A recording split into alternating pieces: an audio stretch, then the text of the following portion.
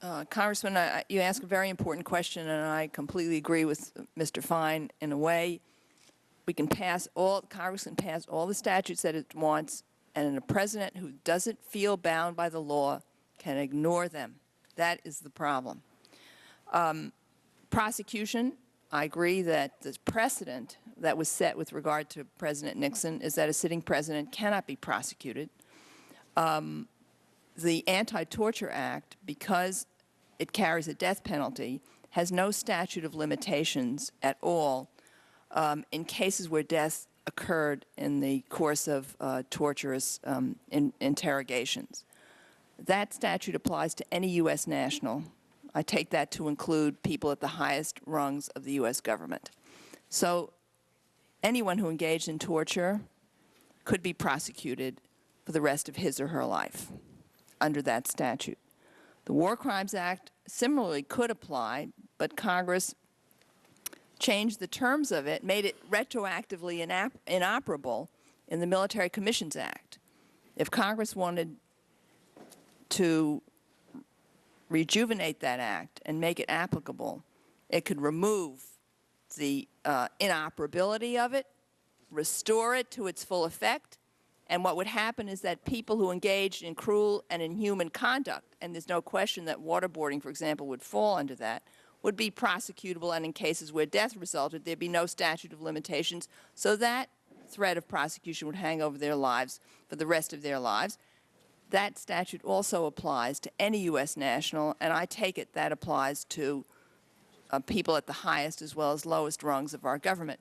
That statute was a matter of grave concern to this administration, if you read the memorandum that was prepared by Alberto Gonzales to the President, reflects that was one of the reasons that the suggestion was made that we opt out of the Geneva Conventions.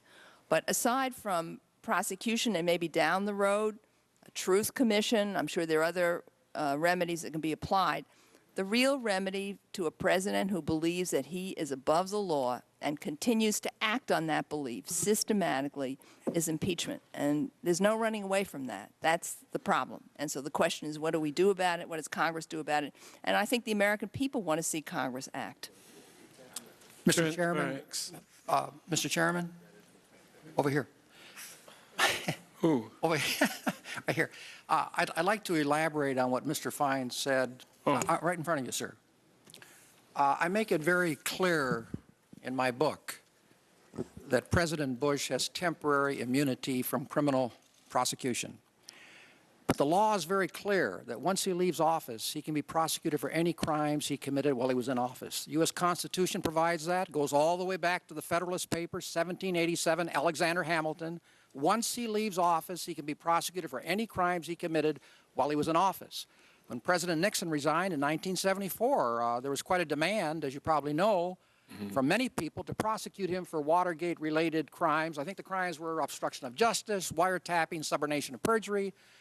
And this necessitated, in President Ford's mind, to pardon him. Now, if he had immunity, there'd be no need for Ford to intervene and pardon President Nixon. So Bush does not have immunity from prosecution for murder once he leaves office. And the criminal investigation of whether he committed murder can commence at this time right now. And when he leaves office, I guess it's what, January 20th, 2009, they can hit the ground running. But I want to make that very clear. I've never suggested that he can be prosecuted for murder while he's in office.